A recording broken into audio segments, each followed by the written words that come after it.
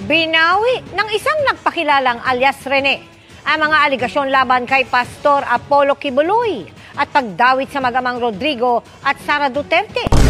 Aba, ano na nangyari? Hindi na yata siya nasusustentuhan ng kanyang direktor, kaya tumiwalag sa script nila. Sino naman kaya ang may hawak sa kanya? Binayaran lang umano siya ng 1 milyong piso ni Senadora Risa Hontiveros.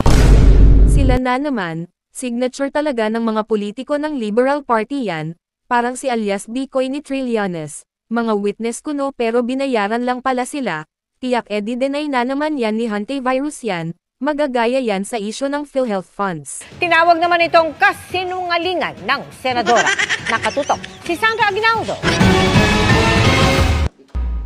Pebrero noong nakaraang taon, nang iharap ni Senadora Risa Hontiveros sa pagdinig ng Senado ukol sa mga umunoy pang-aabuso sa mga miyembro ng Kingdom of Jesus Christ, ang isang lalaking nakatakip ang muka at pinakilala bilang si alias Rene. Si alias Rene ay hardinero raw sa Glory Mountain property ni Pastor Apollo Kibuloy sa Davao City, na nakaranas daw ng pananakit sa kamay mismo ni Kibuloy at sexual na pang-aabuso sa ibang miyembro ng KOJC. Pero isa sa pasabog na pahayag noon ni alias Rene, ang nasaksihan raw niya nang dumalo umuno kay Kibuloy sina dating Pangulong Rodrigo Duterte at noy Davao City Mayor Sara Duterte.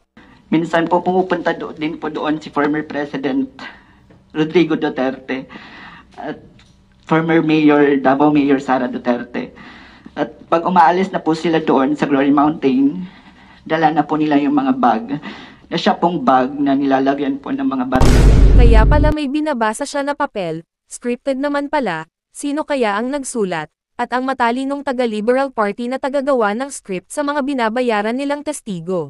Nakita mo ng sarili mong mata na inilabas ang laman ng mga bag at ang lamang ito ay mga baril na iba't ibang klase. Yes po, Madam Chair. Drama pala ang ginawa nilang dalawa, kaya may hawak sila na script. Sana sa susunod na gagawin yung script, yung may sakalan o saksakan, sasakilan si Hontiveros hanggang magagmit niya ang kanyang memorial plan o life plan. Ako po yung witness, kinuwang witness ni Sen. Risa Hontiveros na nakatakip yung muka. Pero ngayon, hindi na sapagkat nagsasabi na ako ng totoo. Lahat ng sinabi ko at kasama ko doon na nag-witness sa Senado ay ginawa lamang ni Sen. Risa upang papagsakin si Pastor at ang buong kingdom. Aniya, dinagdagan umano ng abogado mula sa opisina ni Senadora Risa Hontiveros ang kanyang affidavit. Wala rin daw katotohanan ang sinabi niyang ukol sa mag-amang Duterte. Nandun din yung aligasyon na sa di umano ay nasaksihan ko tungkol sa mga baril na sangkot sina Sara Duterte at dating Pangulong Rodrigo Duterte na hindi naman totoo dahil wala naman akong nasaksihan na ganoong pangyayari. Sabi pa ni Maurilio, binayaran umano siya ng 1 milyong piso para sabihin ang mga bagay na ito. Pinatira din daw siya sa isang kondo nung panahon na yon.